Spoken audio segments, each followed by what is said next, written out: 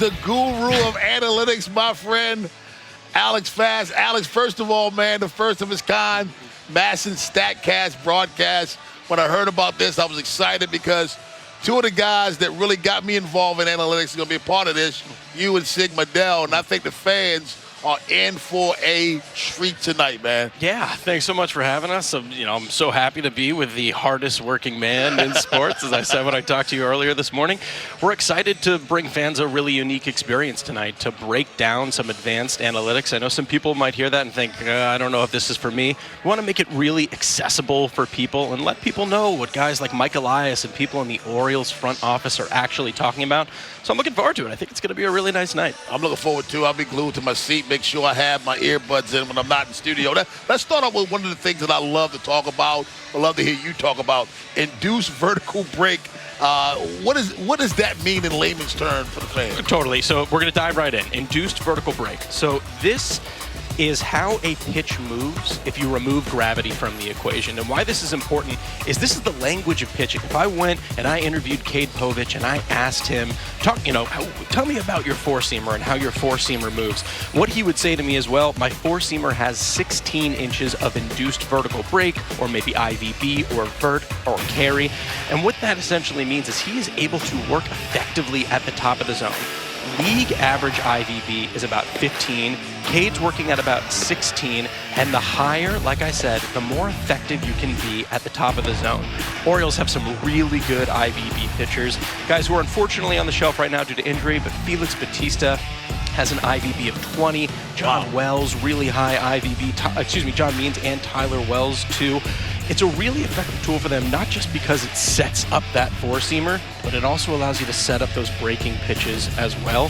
So as you can see with Povich, he can get Ks by working with his four-seamer at the top of the zone, but he's also able to drop that curveball down really effectively, and that all starts with the foundation of that four-seamer. Definitely something the Orioles are interested in seeing, really good IVB from pitchers. So that explains why Felix Bautista is so unhittable.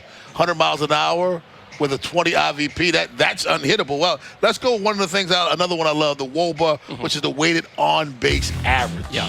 So this is another one that's a little bit in the weeds, but it's very much how people in front offices talk. So WOBA is the most detailed and accurate representation of an offensive player's production, right? You have something like average, which is very viable. We moved on from that to OBP, then to slugging, then to OBP, and then now we have WOBA. What WOBA does, it takes all of the outcomes and it weights them properly. We know slugging, right? A single is worth 1, a double times 2, a triple times 3. WOBA takes those values and gets them a little bit more accurate. Just like with any other metric, the higher, the better. League average WOBA around 320, 340. You want to see it over 500 to be really elite. And what we're going to see right here is a very familiar face in Gunnar Henderson and how well he does against breaking balls in terms of WOBAs. Nobody in baseball hits breaking pitchers better than Gunnar Henderson. A 447 WOBA. Remember, I said 400 is elite. 447 is out of the question.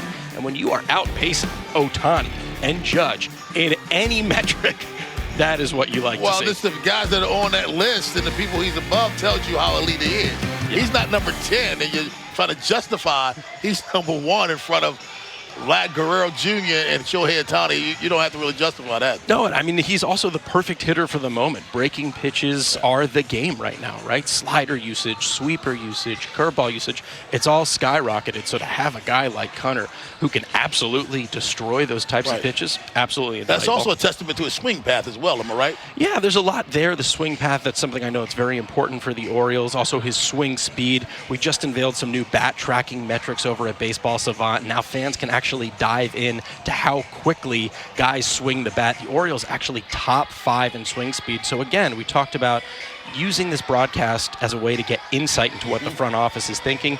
Because of this data and the fact that it's publicly available, we can see, wow, this might be something that the Orioles are really interested in when it comes to drafting players and teaching players how to play the game of baseball. It's something like bat speed, because like I said, they excel at it. I wish this was around when I played college ball. Then I would at least have known why I suck. Yeah, totally. Now, he's not just doing offense, we're doing defense as well. And the Orioles, they feature a couple of guys who are way above average. Yeah, so we're going to look at something called outs above average. This is a way that we can assess fielding skill. It's a ranged-based metric that accounts for essentially numbers of plays made and their difficulty, with higher being better. We look at catch probability. Colton Cowser makes a diving catch. Let's say the catch probability is 25%. He gets credited with 0.75. We add those up over the course of the season, and bam, we have outs above average. And Colton Cowser not only leads the Orioles, he leads all AL rookies in outs above average. And you love to see that. Getting a lot of attention, obviously, because of what he can do with the bat.